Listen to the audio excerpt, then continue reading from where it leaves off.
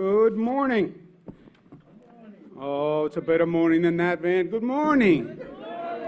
It really is a good morning. It's my pleasure to be back in Syracuse.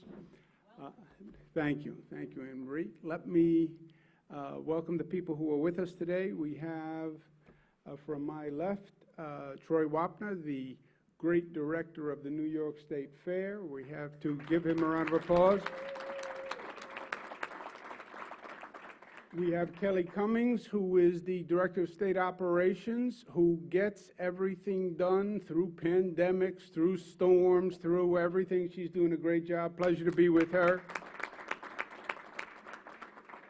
I'm going to move around a little bit because I want to say something about your electeds. We have Marie-Therese Dominguez, who's the DOT Commissioner, Transportation Commissioner. Pleasure to be with her. Let's give her a round of applause. Richard Ball, who's the Commissioner of Ags and Markets and Agriculture and Markets, runs the State Fair, and the Commissioner has brought a hands-on experience and years of experience where he has done a really phenomenal job in his position. Let's give him a round of applause. And to my right, Bill Magnarelli, and to my left, Al Sturpey, who need no introduction from me. You know the quality of elected officials they are. And you're going to hear from Bill and Al after my comments, but I just wanted to make a remark about them. This legislative session, which just concluded, was obviously a difficult one. These are difficult times. They're extraordinary times. Going through COVID, dealing with COVID, planning a reopening after COVID, making up for the damage done during COVID. It was the most challenging period in government, I think you could say, in modern history. Government didn't have to deal with a pandemic, right? It was something that you saw documentaries on pandemics, but government didn't actually have to manage it. And government at all levels was really under pressure, federal, state, local. And when the pressure is applied, if there's any crack in the foundation or in the stone and you apply pressure, then the foundation crumbles, the stone crumbles. Vice versa, when you apply pressure, you can actually solidify that which is strong. And this legislative session, more was done intelligently than probably any legislative session that I participated in, and that's from the budget right through the end. And it is not easy. It is not easy, especially now in this superheated political environment. You know, state of New York, we have the most conservative people in the country. In the state of New York. And that's their ideology, and they're represented in the legislature. We also have, at the other end of the spectrum, literally socialists who stand up and say, we are socialists. And they're at the other end of the political spectrum. And to get something done, you have to somehow find a way to forge consensus and to bring people together, even if they're diametrically opposed. And that's what Bill and Al had to deal with along with their colleagues. Also, superheated political environment, everybody has an opinion. Everybody has an opinion. Everybody knows what should be done, what should have been done. Everyone has 20/20 hindsight. But then there are facts. Right? Opinions are nice. My father, God rest his soul, used to say, that's nice. I like to hear your opinion. He didn't really want to hear my opinion, but he used to say that just to sort of be nice. Yeah, but he said it in a way that you knew he didn't really mean it. Yeah, I like to hear your opinion. You know what I like more? Facts. I like facts. Because there are no Democratic facts and Republican facts, or there are no conservative facts or socialist facts. A fact is a fact. Here is the fact. New York State had the highest COVID positivity in the country, if not on the globe, okay? We had the highest rate of positivity. Why? Because COVID may have started in China, but COVID went to Europe first. And then the flights from Europe landed in New York. JFK Airport, New York Airport, and that tri-state region. And COVID was coming to New York before anybody knew it. Everybody was still pointing towards China. Forget China. It left China. It got on a plane and went to Italy and Spain and France, and nobody knew it, and all those flights were coming here for months. And that's why our COVID number exploded early on, because it had been coming for months and nobody knew it. Highest positivity in the country. You remember those frightening days. We have gone from that point to today, where New York State has virtually the lowest positivity rate in the United States of America. That is a fact.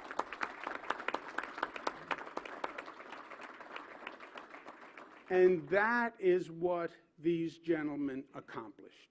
That is a fact, and you can't argue with facts. So it's my pleasure to be with them, and you'll hear from Bill and then Al in a moment. Let me tell you where we are today. We are fighting on two fronts.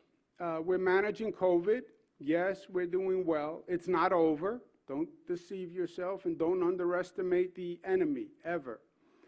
And at the same time, we're moving forward. We're reimagining, we're rebuilding, using this opportunity, this moment in time, to make New York better than ever before.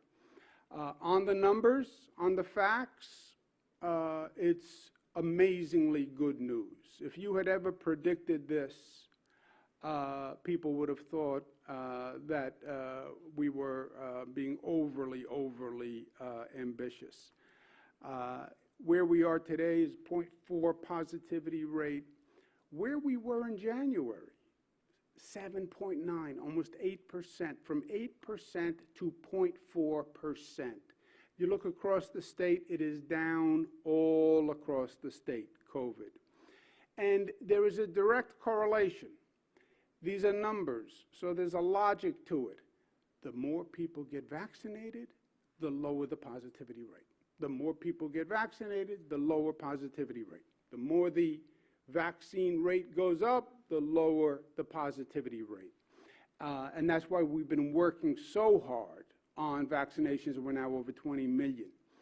Our vaccination rate is 69.9% of New Yorkers. 69.9% of New Yorkers have gotten a vaccine. God bless the intelligence of the people of the state of New York.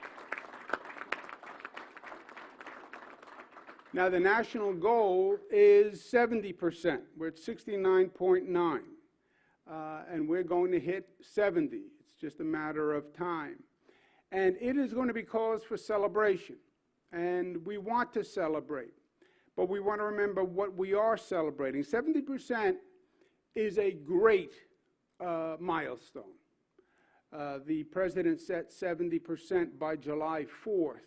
As an optimistic milestone. Not all states will hit it, but we will reach it earlier than anyone thought. And in truth, our progress is much more advanced than anyone predicted. You had people in this state saying the economy is going to open in July, we'll start reopening in June, in September. No, we beat all those predictions. But it doesn't mean when we hit 70%, it's over. It means it's working. It means we're doing well. But it also means keep going. And that's what the celebration is going to be. It's not the finish line at 70, but we're coming around the last turn on the track. And we have to focus, and we have to know that we're doing well, but we needed one more push to really get vaccinated and get the COVID beast under control. So we're going to focus on those areas in the state that have the lowest vaccination rate, because we know where they are. We track vaccination rate by zip codes. And we have 1,700 zip codes in the state of New York, if you were ever wondering. Nobody would really wonder how many zip codes there are in the state of New York, but Bill Magnarelli wonders how many zip codes there are in the state of New York. So now he knows there are 1,755.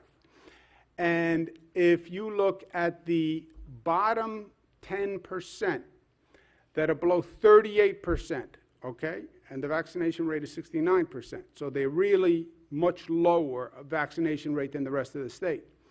We want to focus on these zip codes. Zip codes are relatively small, so you can really get in there and focus an intensive effort. And I want local governments to pay attention to these zip codes. Get in there, go door to door, go to churches, go to social events, go to community events. These are the places where we have to target to get that vaccination rate up. And we are going to post this so all the local governments know these are the target areas. You want to increase the vaccination rate? Go to the lowest performing areas in the state and get them up. And you see they're all across the state of New York. But this is where local government should be focusing to make a difference. Also, focus on the demographics of who's lowest. Who's lowest? 12 to 17-year-olds. Why? Because they're 12 to 17. That's why. Because they are young and they are immune from everything. Also, remember when COVID started, it was all about older people.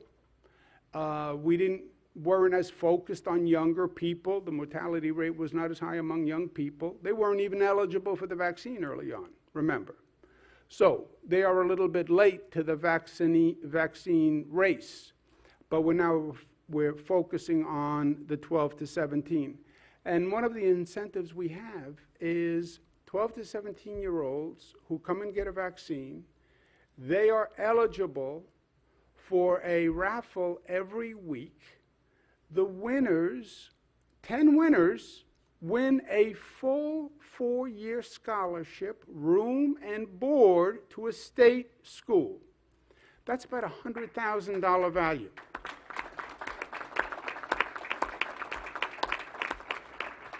So 12 to 17-year-old, you want to go to college, you're worried about how you're going to pay? Get a vaccine. It's good for you to get a vaccine anyway, and you're in the running. Parents, you're worried about how to pay for college? Tell your 12 to 17-year-old, get out of the house, go get a vaccine, say a prayer on the way back, and hope you win, because I don't want to have to pay your college tuition if you can get a full scholarship. Another reason to get a vaccine now, we are going to have a cooperative relationship with all public transit across the 6 upstate transit agencies. If you get a vaccine, you will get an unlimited 7-day transit pass. So you wouldn't have to pay for any commuting cost on public transportation for the week. And that is every upstate transportation agency is working with us on that. So Central New York Regional Transit Authority, if you get a vaccine now, you will get a 7-day pass. That's another good reason to get it done. On the second trajectory of recovery from COVID, a lot of damage was done during COVID. Unfortunately, a lot of people who are poor and lower income, they paid the brunt during COVID. You look at the children who had to do remote learning. You look at the children who are in households where they lost their jobs. They tend to be poorer, low-income communities. And we want to make sure that we're repairing that assistance. Beginning today, $2.2 billion in food assistance will be available to 2.5 million poor families in the state of New York, because we take care of our own, and everyone should have enough to eat. And I'm proud of New Yorkers for doing this. And we're looking forward to a great summer. This summer has to make up for everything we went through the past year. There's a lot of making up to do, a lot of socializing to do, a lot of friends to see, a lot of activities, because we have been in the house for too long. We've been in isolation for too long.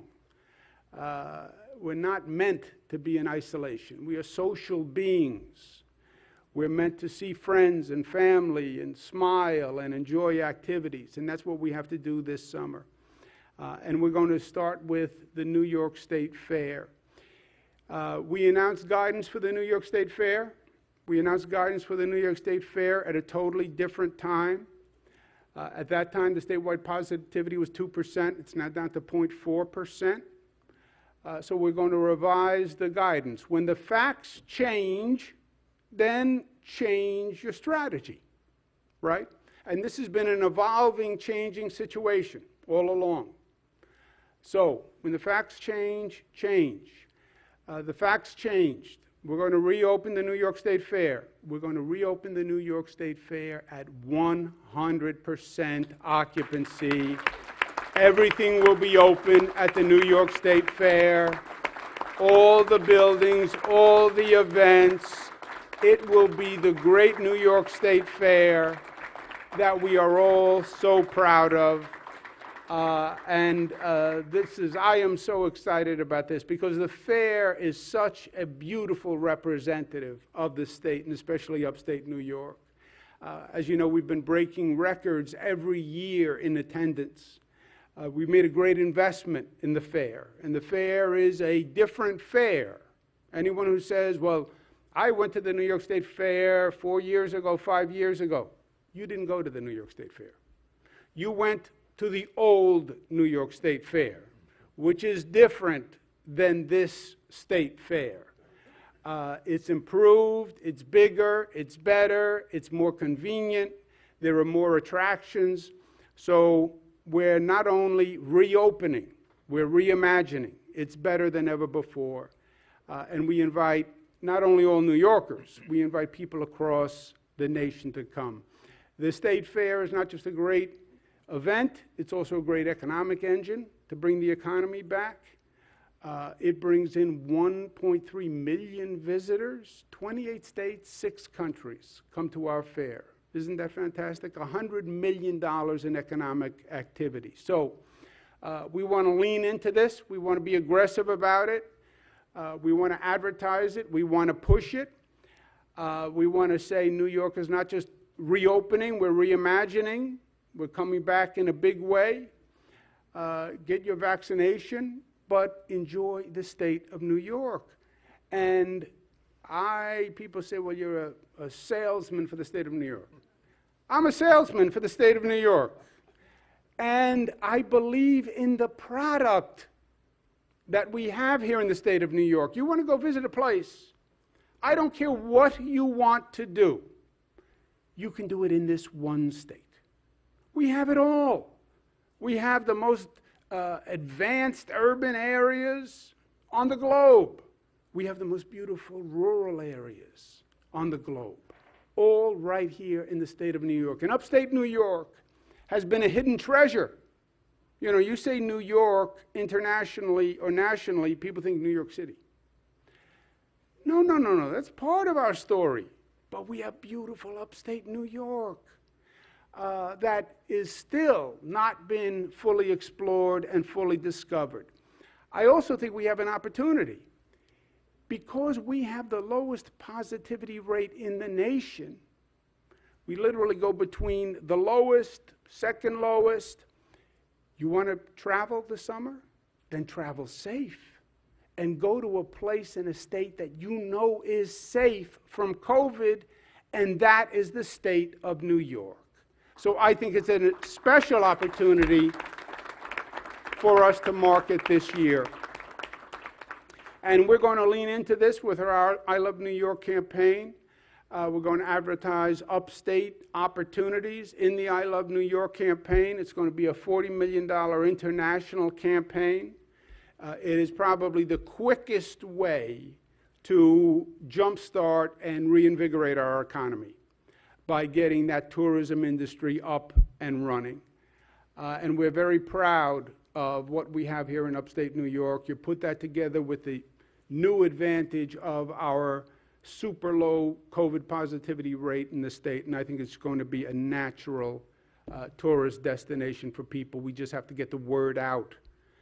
And that's what we're going to be doing with this advertising campaign. And I want to give you the first look at the I Love New York tourism ads that are going to run. This year, more than ever, there's a lot to love about New York State.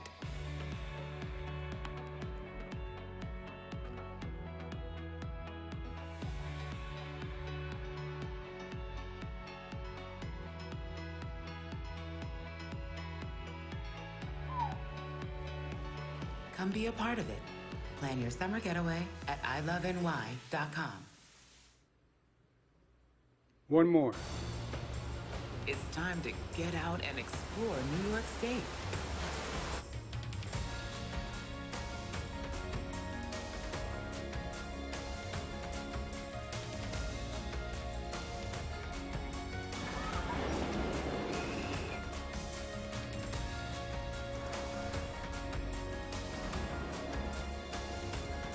Come be a part of it. Plan your summer getaway at iloveny.com. Beautiful.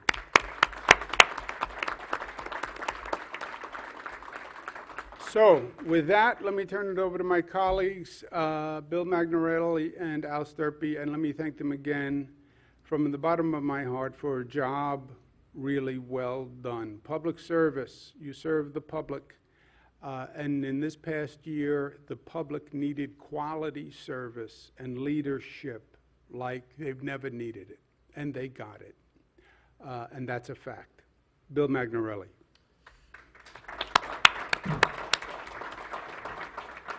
Well, thank you, Governor Cuomo, for visiting us again here in Syracuse, in the town of Geddes, in the 129th Assembly District, the greatest district, the greatest district. Who's the assemblyman in the 129th district?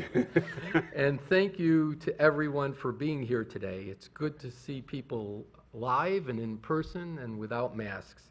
I'd like to make a few acknowledgments right now. Central New York Regional Transportation Authority CEO Brian Schultz is here. Visit Syracuse President and CEO Danny Liedtke. President of the Central New York Area Labor Federation, Anne Marie Tellericio. And former president of our Syracuse Common Council and good friend to all of us, Van Robinson. Yay! And his better half. And his better half. Hi, Linda. How are you? And representing just some of the fan favorites, I want to thank the food vendors and exhibitors who are here with us today. Our great New York State Fair would not be the same without them. Well, summer is almost here. It's hard to think about where we were just a year ago today. The last year has been painful for all of us. For our own safety, we couldn't gather with our friends and family. Sadly, that meant no in-person attendance at the iconic New York State Fair. We went from record attendance of over 1.3 million here for the State Fair in 2019 to 0 in 2020.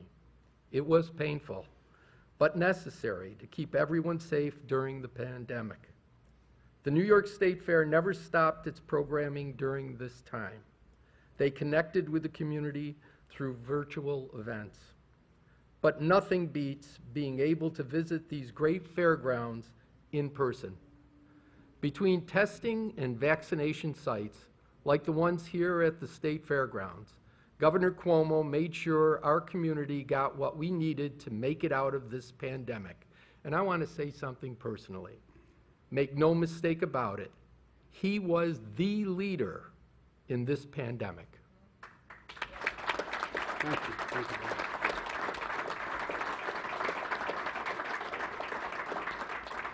Now, the end of this painful period is in sight. We can begin to focus on healing and getting back to our lives. We can look forward to food, farm exhibits, and of course, the annual butter sculpture, all live and in person. This will be vital to our recovery as we finally begin to put COVID behind us. Recovery will be a long road, but thanks to our partnership, we've set New York up for success. We work together to pass one of the hardest and most important budgets we've ever done. And at the end of this session, when our communities needed it the most, we worked together to deliver real results for New Yorkers across the state. Thank you, Governor, for your leadership and partnership.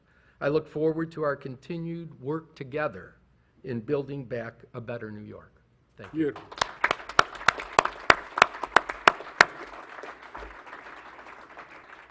And Assemblyman Al Sturpey, who, again, as you know, from his local leadership, is a great representative. But in these difficult times, his voice has been powerful all across the state.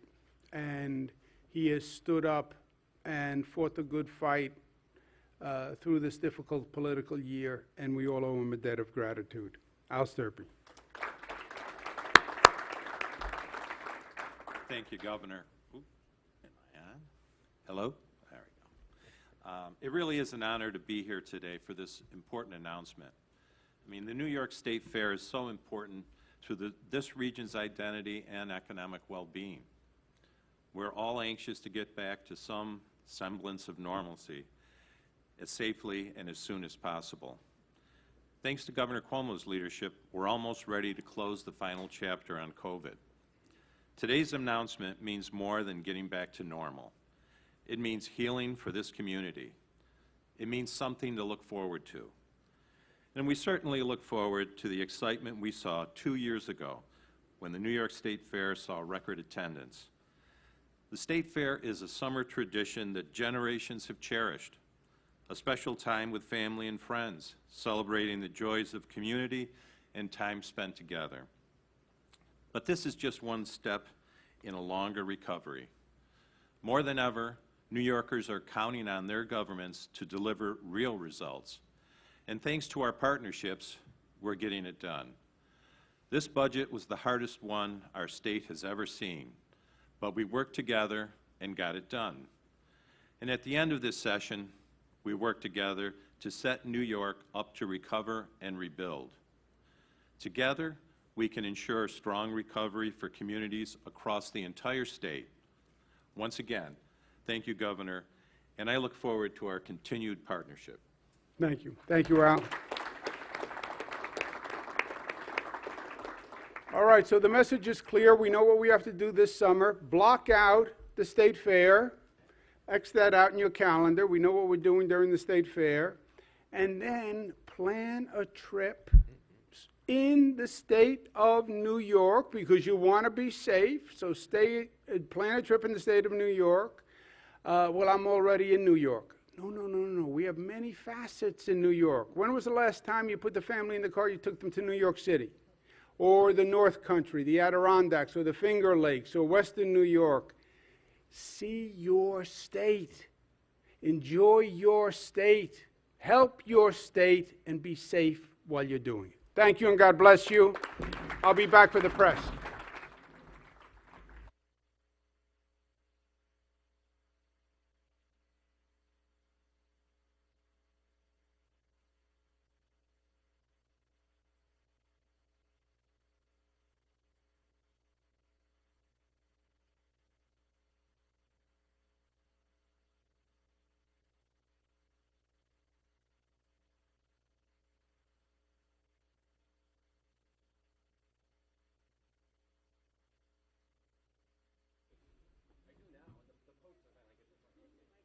Okay, Emery. Pleasure. Everything good?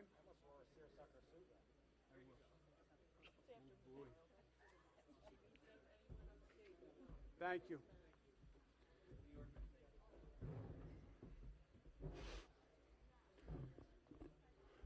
Okay, let's take a couple of questions. Governor, how will the New York State Fair look differently? We heard your presentation that it will be more normal than initially planned, but vaccination requirements, any kind of limits to some of the buildings, anything different from what people are used to? 100%. We're going to encourage social distancing, spacing where we can. We are asking unvaccinated New Yorkers to wear a mask, but that is on the honor system as a New York State person. So unvaccinated people wear masks, but otherwise it will be the fair, as you know the fair. Will there be, I guess, continued looking at the numbers if the spike comes back or something like that? Obviously, you're going to... Yes, 100%. Good question, good point. Normally you set a policy and then that's the policy. And if you change the policy, people then say, oh, you changed the policy, you must have made a mistake when you set the original policy. In this situation, rigidity is an encumbrance. If the facts change the policy, right? And as the facts change, we change. Right now, the facts are all better and better and better than we thought. We're ahead of what anyone projected in terms of progress. So we're adjusting to the facts. If the facts turned around, God forbid, which is possible, variants that people are talking about, the Delta variant, this variant, if God forbid something happened, then we would adjust to that. But we don't see that at all as a possibility that we have to worry about now. So, but of course, if something happened dramatically, we would adjust to it. Troy, Commissioner Ball, if you want to comment on first question, will the fair look any different? I said besides masks, no. For the most part, it'll look exactly the same, except bigger and better than ever before. And, I think it's what the governor said, it's important, that people of Central New York and New York State really look forward to coming to the fair. I think this was the expectation, and we got there, and that's the most important thing going right now, for me at least. Is an attendance record the goal again? Absolutely. I think anytime you can keep drawing more and more people here, we are going to 18 days, but we don't rest on our laurels. We've been taught not to rest on our laurels around here. So, we're definitely going to go for records when we can get them. Will the Expo Center continue operating as a vaccination center during the fair? I think that's something that we continue to look at in the numbers, and certainly if there's another, we can certainly keep a vaccination site running, but there may be a different building or a different room on the fairgrounds that makes more sense. The governor, to maybe reach the younger youth that you identified, still might have that hesitancy to get vaccinated right here at the state fairgrounds, perhaps? Yes. I think as Troy said, we use every opportunity to push vaccinations, right? We've gotten quite creative, as I think you probably noticed. The partnership today with transit agencies, the ability to get a scholarship for 12 to 17-year-olds. The 12 to 17-year-olds, I don't think, there are different issues. There is a hesitancy issue, but I don't think that's the 12 to 17 problem. The 12 to 17 problem is, this is relatively new. Remember, they were only eligible several weeks ago for the vaccine. And they were never on the radar screen as a population where we had a high concentration and a high concern rate. So it's really communication, if anything, to the 12 to 17, who have been in many ways exempted thus far. And they do have an attitude that government suggested for the past year, that this is not a problem of particular concern to them. And we are changing the message because they were not the first priority, but we're now beyond the first priority, and it is about them. So I think it's more a communication issue, an education issue. It's not a hesitancy issue. We have a hesitancy issue.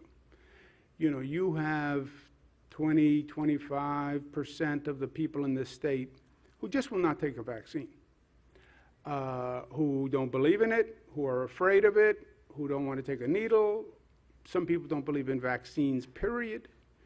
Remember, we had this issue with the measles vaccine a couple of years ago. People who are just anti-vaccination, who don't believe in it. And it was a very loud and controversial issue. We have people who didn't put their child in school because of the mandate for a measles vaccine. And they're homeschooling their children to this day because they won't take the measles vaccine. So there's a real percentage of the population that just is anti. Then there's a hesitant sort of fringe population, which I think has been taking a wait-and-see attitude. And what I say to them is, I understand that. You don't want to be first. Okay. 20 million people have gone. You're not first. That's a large sample of people. And that hesitancy is an ongoing dialogue. Why are you hesitant? You're not dramatically opposed or diametrically opposed, but you're still hesitant, you're on the cusp. So there's sort of subgroups within that 30% of New Yorkers. But the 12 to 17, I think, I don't think it's really hesitancy or opposition. It's just, this is news. This is new to them. Governor, the DOT commissioner at the table inspires this question.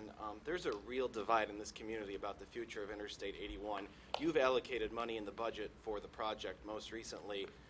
The people who are against the boulevard accept now that a boulevard grid concept will happen, but still have hopes that there's some high-speed access through downtown. Iconic bridge is now the term they're using and hoping for. Would you and the commissioner update us on I-81? We know it's being reviewed by the federal government, but is it indeed that high-speed access will leave downtown Syracuse? Commissioner, do you want to take this? Sure.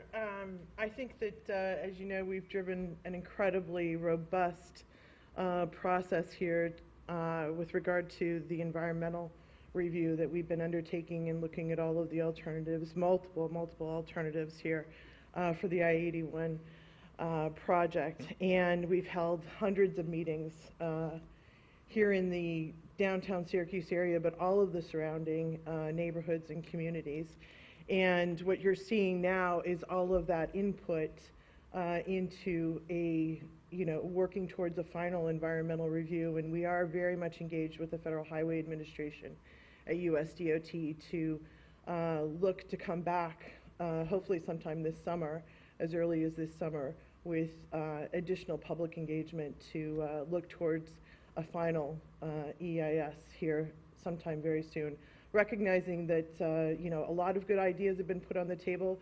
The community grid is indeed a very robust plan, and as we look to further public engagement, we'll take everything.